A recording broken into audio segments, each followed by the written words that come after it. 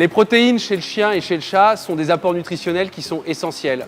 2 points sont à observer, l'apport quantitatif et l'apport qualitatif. Tout d'abord, l'apport quantitatif. Retenez que les besoins en protéines chez le chien en matière sèche tournent à peu près aux alentours des 25%, alors que le chat aura des besoins en protéines en matière sèche d'environ 35%. Cette obligation nutritionnelle tient au fait que le chien ne peut pas être nourri avec un aliment pour chat. Ensuite, l'apport qualitatif. Le chat et le chien sont considérés comme des carnivores stricts, avec une petite nuance chez le chien qui, de fait de son comportement opportuniste, est davantage considéré comme un omnivore.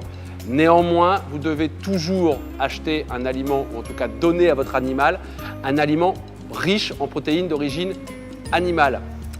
Petite remarque par rapport à ça, généralement les aliments industriels que vous trouverez de premier prix sont des aliments dans lesquels effectivement l'apport en protéines animales est réduit au profit des protéines dites végétales, protéines qui sont bien évidemment moins chères.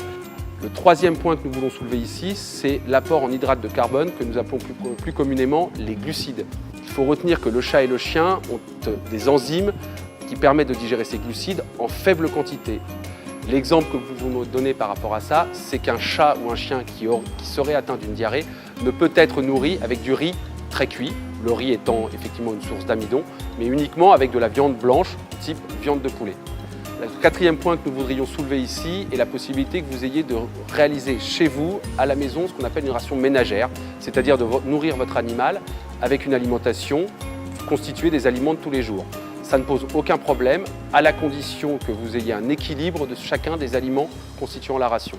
Ce que ça sous-entend là-dedans, c'est que vous ne pouvez pas réaliser une ration ménagère uniquement avec les restes de table, puisque dans ces cas-là, vous obtiendriez une ration qui n'est pas équilibrée et qui ne correspond pas aux besoins nutritionnels de votre animal.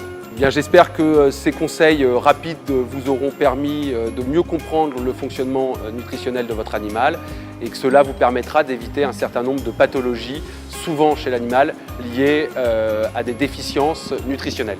Merci à tous.